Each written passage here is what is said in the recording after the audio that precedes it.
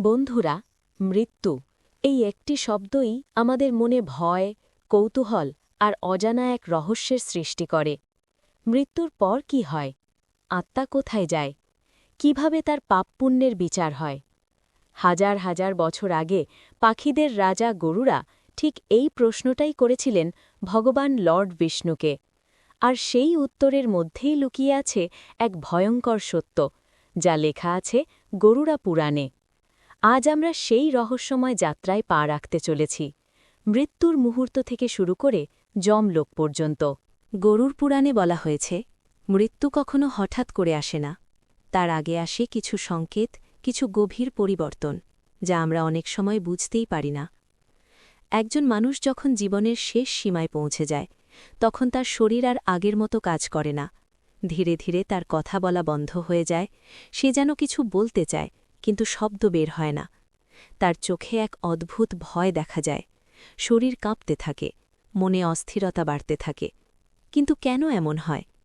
শাস্ত্র বলে, আমাদের শরীর শুধু মাংস আর হাড় দিয়ে তৈরি নয়, এর ভেতলে কাজ করে 5টি সূক্ষ্ম প্রাণশক্তি: প্রাণ, অপান, সমান, উদান আর ব্যান। এই 5টি শক্তিই আমাদের বাঁচিয়ে রাখে, আমাদের শ্বাস-প্রশ্বাস, চিন্তা, চলাফেরা সব কিছু নিয়ন্ত্রণ করে। কিন্তু মৃত্যুর সময় এই শক্তিগুলো একে একে শরীর ছেড়ে বেরিয়ে যেতে শুরু করে। ভাবুন তো, যে শক্তি আপনাকে এতদিন ধরে জীবিত রেখেছে, হঠাৎ যদি সেটি আপনাকে ছেড়ে চলে যেতে চায়, তখন শরীরের ভেতরে কী ধরনের অস্থিরতা তৈরি হতে পারে? এই সময় মানুষ ভেতরে ভেতরে এক ভয়ঙ্কর সংগ্রামের মধ্য দিয়ে যায়। সে বাইরে থেকে চুপ থাকলেও ভেতরে যেন ঝড় বয়ে যায়। লর্ড বিষ্ণুর বর্ণনায় বলা হয়েছে, বিশেষ করে যারা জীবনে অন্যায়, পাপ বা খারাপ কাজ করেছে, তাদের জন্য এই মুহূর্ত হয়ে ওঠে অসহনীয়। শাস্ত্রে এই যন্ত্রণার তুলনা করা হয়েছে একসাথে 4000 বিচ্ছুর দংশনের সাথে। ভাবতে পারেন, একটা বিচ্ছুর কামড়ি যেখানে অসহ্য, সেখানে 4000 একসাথে। এই সময় মানুষের চোখ উল্টে যায়, মুখে ফেনা ওঠে, শ্বাস নিতে কষ্ট হয়। আর সবচেয়ে ভয়ঙ্কর ব্যাপার হল, এই সময় সে এমন কিছু দেখতে শুরু করে যা আশেপাশের কেউ দেখতে পায় না। সে যেন কারো দিকে তাকিয়ে থাকে, ভয় কাঁপতে থাকে, মনে হয় যেন কেউ তাকে ডাকছে অথবা টানছে। গরুর পুরাণে বলা হয়েছে, এই সময় যমদূতরা তার সামনে উপস্থিত হয়। তাদের রূপ ভয়ঙ্কর, চোখ লাল আগুনের মতো, হাতে থাকে দণ্ড আর ফাঁস। তারা সেই আত্মাকে নিতে আসে যে এতদিন এই শরীরের ভেতরে বাস করছিল। ভাবুন, শেষ মুহূর্তে যখন শরীর আর কাজ করছে না, মন ভয়ে ভেঙে পড়ছে, ঠিক তখনই যদি আপনি এমন ভয়ঙ্কর দৃশ্য দেখতে পান, তখন সেই অনুভূতি কেমন হবে? বন্ধুরা, এই কারণেই শাস্ত্র বারবার বলে, জীবনকে শুধু ভোগের জন্য নয়, সৎ কাজের জন্য ব্যবহার করো। কারণ মৃত্যুর সেই শেষ মুহূর্ত সেটাই নির্ধারণ করে আপনার পরবর্তী যাত্রা কেমন হবে। এই পৃথিবীতে আমরা যা করি, তার প্রতিটি কাজ, প্রতিটি চিন্তা একদিন আমাদের সামনে ফিরে আসে। তাই এখনই সময় নিজেকে প্রশ্ন করার, আমি কি সঠিক পথে চলছি? আমার কাজগুলো কি আমাকে শান্তি দেবে, নাকি শেষ মুহূর্তে ভয়ের কারণ হবে? কারণ মৃত্যু শেষ নয়, এটা শুধু একটি নতুন যাত্রার শুরু। আর সেই যাত্রা কেমন হবে তা নির্ভর করছে আজকের আপনার জীবনযাপনের ওপর। তুমি কি কখনো খেয়াল করেছ, কিছু মানুষ মৃত্যুর ঠিক আগে হঠাৎ করে ঘরের এক কোণায় তাকিয়ে থাকে? তাদের চোখ স্থির হয়ে যায়, মনে হয় যেন তারা এমন কিছু দেখছে যা আমরা কেউই দেখতে পাচ্ছি না। এটা কি শুধু কাকতালীয়, নাকি এর পেছনে লুকিয়ে আছে কোনো গভীর রহস্য? গরুড়া পুরাণে এই বিষয়টি খুব স্পষ্টভাবে বর্ণনা করা হয়েছে। শাস্ত্র অনুযায়ী মৃত্যুর ঠিক আগে মানুষের সামনে উপস্থিত হয় যমদূত, যারা আসে তাকে এই পৃথিবী থেকে নিয়ে যেতে। যমের দূত, এই যমদূতরা সাধারণ চোখে দেখা যায় না। তারা শুধু সেই ব্যক্তির আত্মাকেই দৃশ্যমান হয় যার সময় শেষ হয়ে এসেছে। তাদের রূপ কেমন? গরুড় পুরাণে বলা হয়েছে, তাদের শরীর কালো, অন্ধকারের মতো গভীর, চোখ দুটি জ্বলছে আগুনের মতো, মুখভঙ্গি ভয়ঙ্কর, রাগে ভরা। তাদের হাতে থাকে লোহার ফাঁস, যা দিয়ে তারা আত্মাকে শরীর থেকে টেনে বের করে আনে। ভাবুন সেই দৃশ্যটা, একজন মানুষ যে এতক্ষণ পর্যন্ত পরিবারের মাঝে ছিল, হঠাৎ সে এমন কিছু দেখতে পাচ্ছে যা অন্য কেউ দেখতে পাচ্ছে না। সে ভয়ে কাঁপতে শুরু করে, তার চোখ বড় হয়ে যায়। সে হয়তো কিছু বলতে চায়, ওরা এসেছে আমাকে নিয়ে যেতে, কিন্তু তার কথা কেউ বুঝতে পারে না। এই মুহূর্তে তার ভিতরে যে আতঙ্ক কাজ করে তা ভাষায় প্রকাশ করা অসম্ভব। শাস্ত্রে বলা হয়েছে, যারা জীবনে পাপ করেছে, অন্যায় করেছে, তাদের কাছে যমদূতদের রূপ আরও ভয়ঙ্কর হয়ে ওঠে। তারা রুক্ষ, নিষ্ঠুর, তাদের উপস্থিতি আত্মার মধ্যে এক অদ্ভুত আতঙ্ক সৃষ্টি করে। আর তখন আত্মা বুঝতে পারে তার এই পৃথিবীতে সময় শেষ। সে শরীর ছেড়ে বের হতে চায় না, সে পরিবারকে ছেড়ে যেতে চায় না, কিন্তু যমদূতরা তাকে এক মুহূর্তেও সময় দেয় না। তারা সেই লোহার ফাঁস আত্মার চারপাশে জড়িয়ে ধরে আর এক ঝটকায় টেনে বের করে আনে শরীর থেকে। ভাবুন তো, একটা জীবন, একটা পরিচয়, একটা সম্পর্ক, সব কিছু এক মুহূর্তে শেষ হয়ে যাচ্ছে। আর আশ্চর্যের বিষয় হল, এই পুরো ঘটনাটা ঘটে যাচ্ছে আমাদের চোখের সামনেই, কিন্তু আমরা কিছুই দেখতে পাচ্ছি না। বন্ধুরা, এই কারণেই শাস্ত্র আমাদের সতর্ক করে, জীবনে সৎ পথে চলার জন্য, ভালো কাজ করার জন্য, আর অন্যায় থেকে দূরে থাকার জন্য।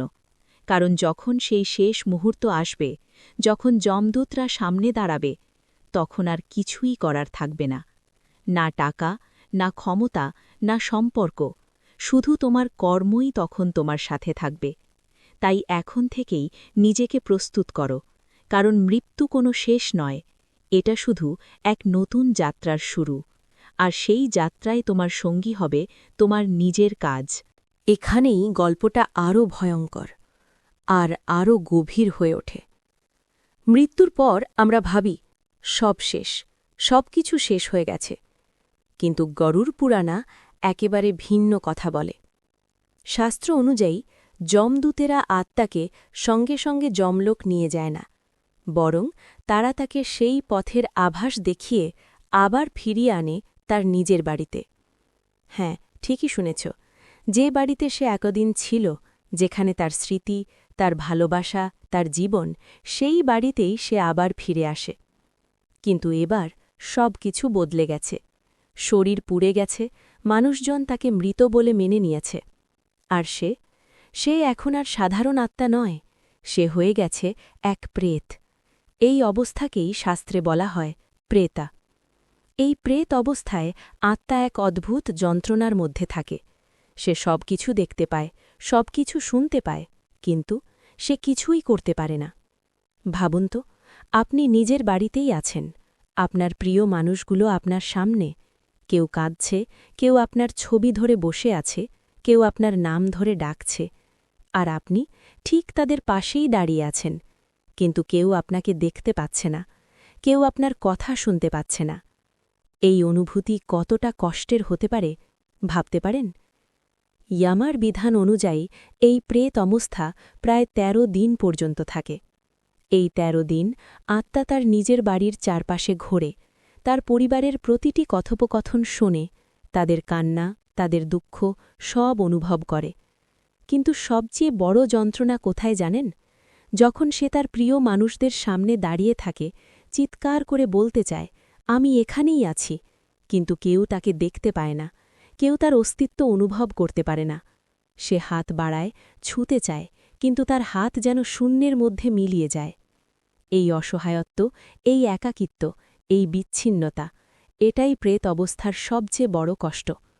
গরুর পুরাণে বলা হয়েছে, এই সময় আত্মা তৃষ্ণার্ত হয়, ক্ষুধার্ত হয়, কিন্তু সে কিছুই খেতে পারে না, কিছুই পান করতে পারে না। তাই এই ১৩ দিনের মধ্যে যে শ্রাদ্ধ, পিণ্ডদান করা হয়, তা শুধু একটি রীতি নয়, এটা সেই আত্মার জন্য একমাত্র সহায়তা। বন্ধুরা, এই অংশটা আমাদের একটা গভীর সত্য শেখায়। আমরা যতই সম্পর্ক, সম্পদ আর পরিচয়ে বাধা থাকি না কেন, মৃত্যুর পর একসময় আমাদের একাই হতে হয়। যে মানুষগুলোর জন্য আমরা সব কিছু করি, শেষ পর্যন্ত তাদের কাছেই আমরা অদৃশ্য হয়ে যাই। তাই জীবনের মূল্যটা বুঝতে শিখুন, সম্পর্কগুলোকে সম্মান করুন, আর এমন কিছু কাজ করুন যাতে আপনার চলে যাওয়ার পরও মানুষ আপনাকে ভালোবাসা আর শ্রদ্ধার সাথে মনে রাখে। কারণ প্রেত হয়ে সেই ১৩ দিন আপনি সব কিছু দেখবেন, কিন্তু কিছুই করতে পারবেন না। আর সেই অসহায় নীরবতাই হয়ে উঠবে আপনার সবচেয়ে বড় যন্ত্রণা। মৃত্যুর পর সবচেয়ে গুরুত্বপূর্ণ যে মুহূর্তটি আসে তা হল দাহক্রিয়া। পরিবার, আত্মীয়স্বজন সবাই একত্রিত হয় শেষবারের মতো বিদায় জানাতে। আগুনে দেহ দাহ হতে থাকে।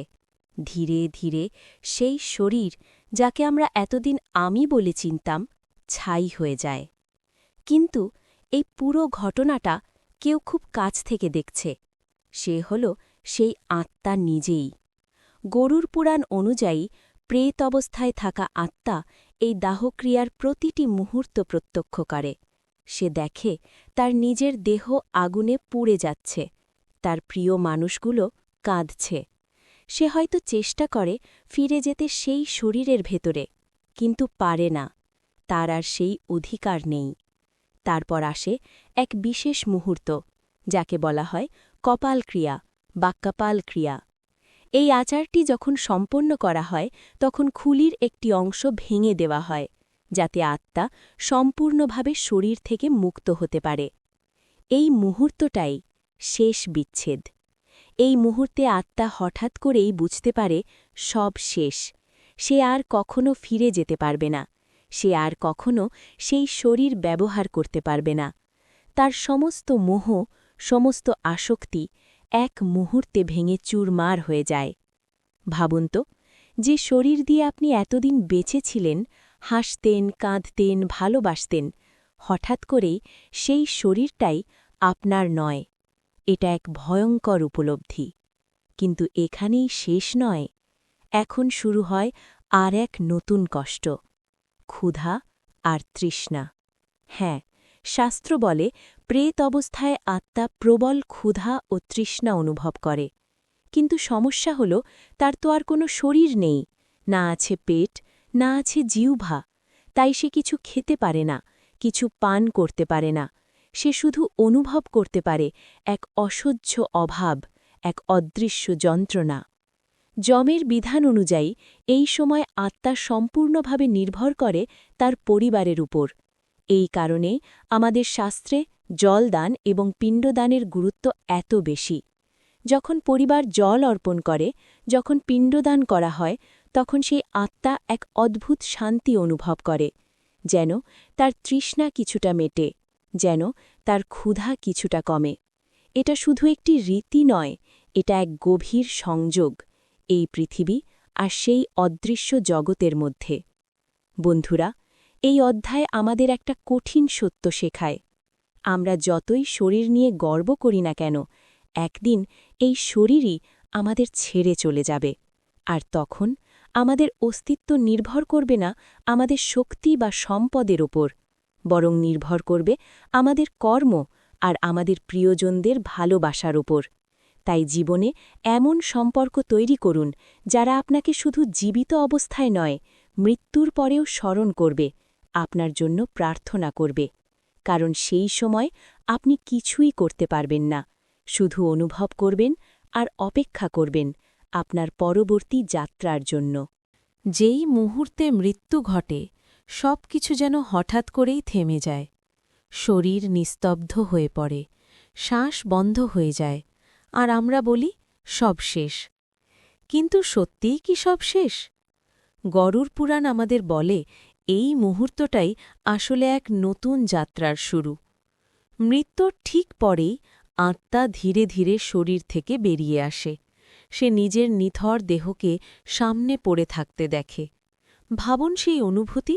আপনি নিজের শরীরকে দেখছেন, আপনার পরিবার কাঁদছে, কিন্তু আপনি কিছুই করতে পারছেন না। আপনি তাদের ছুঁতে পারছেন না, তাদের ডাকতে পারছেন না, তাদের কাছে আপনি আর অস্তিত্বহীন। এখন একটা বড় প্রশ্ন উঠে আসে, যদি শরীর পুড়ে যায়, তাহলে যমদূত কাকে নিয়ে যায়?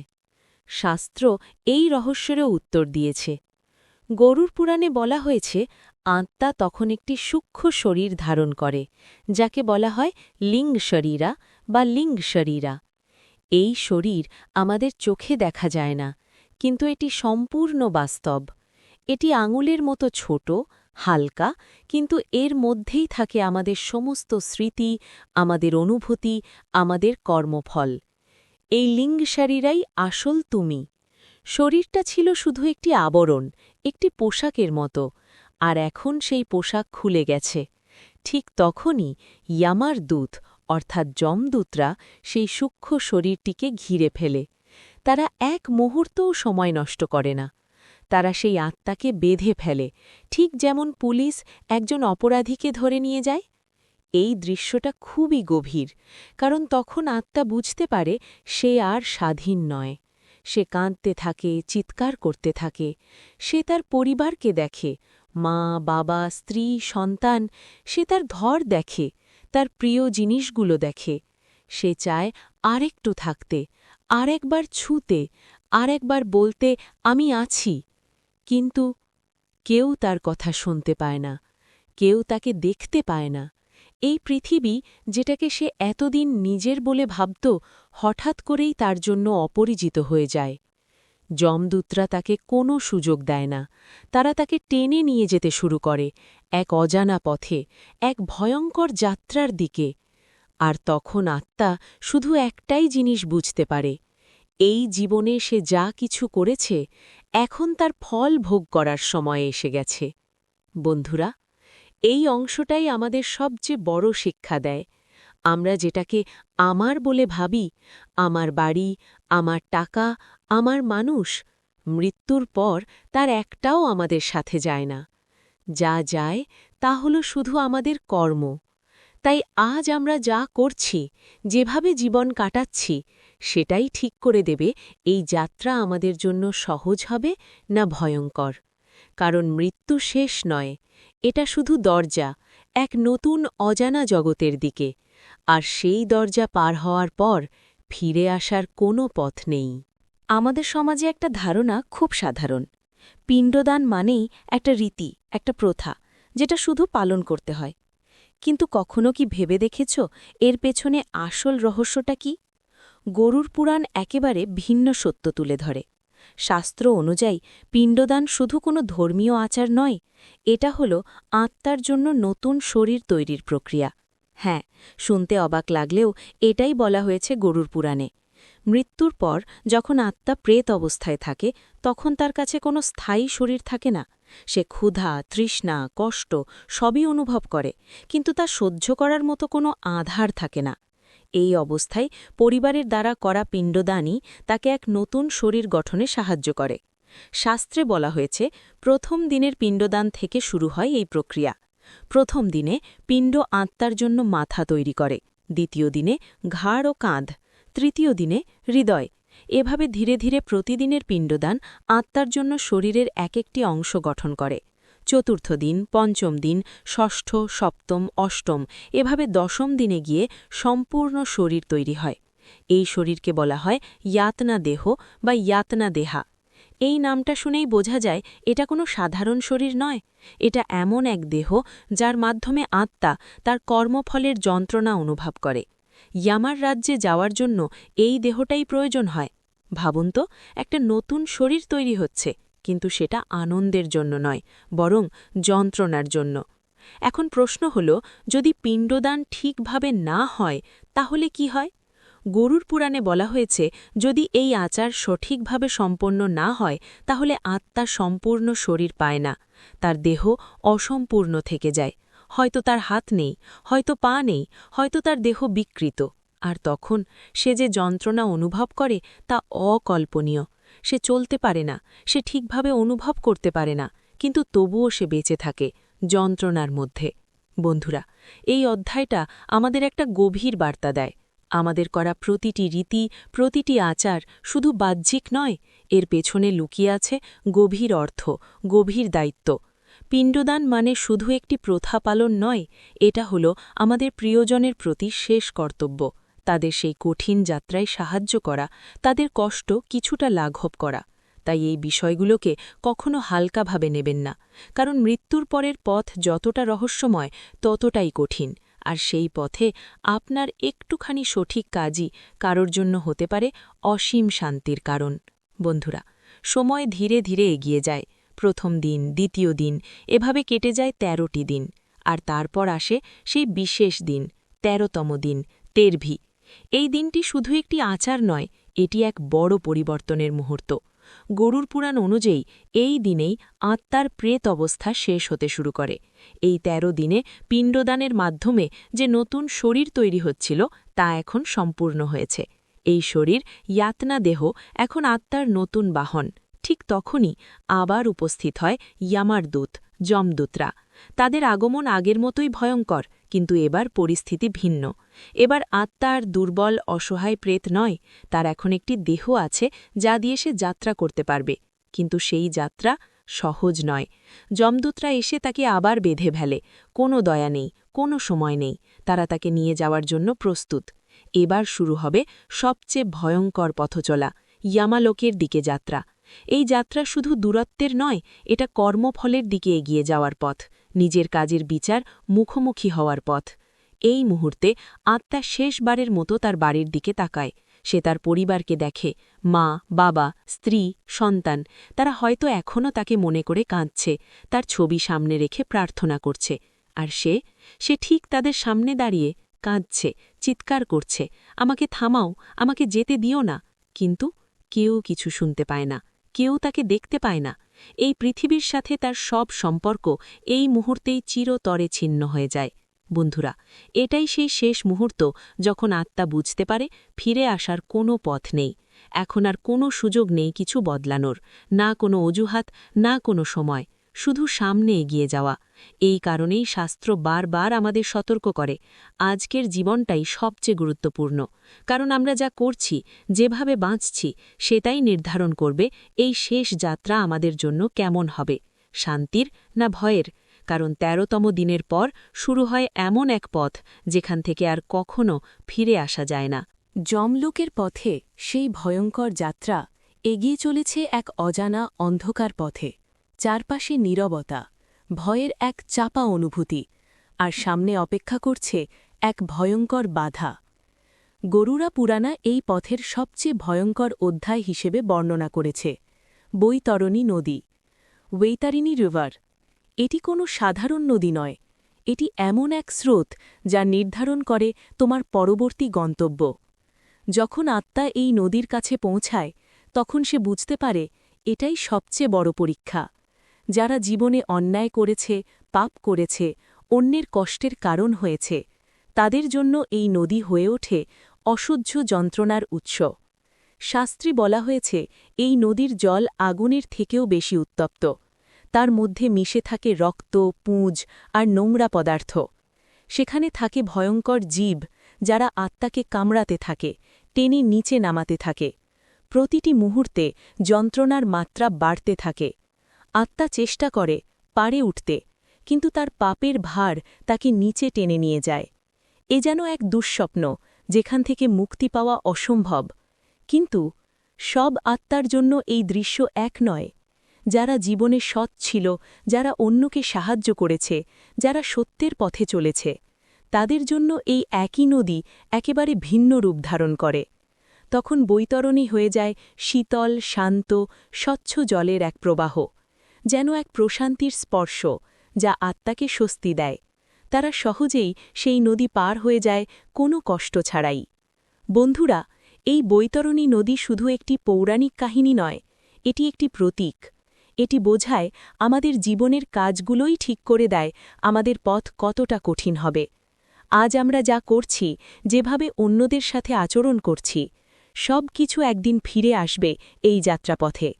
তাই নিজেকে প্রশ্ন করো, আমি কি এমন জীবন বেছে নিচ্ছি যেখানে আমার পথ হবে শান্ত, নাকি এমন কিছু করছি যার জন্য আমাকে সেই আগুনের নদী পার হতে হবে?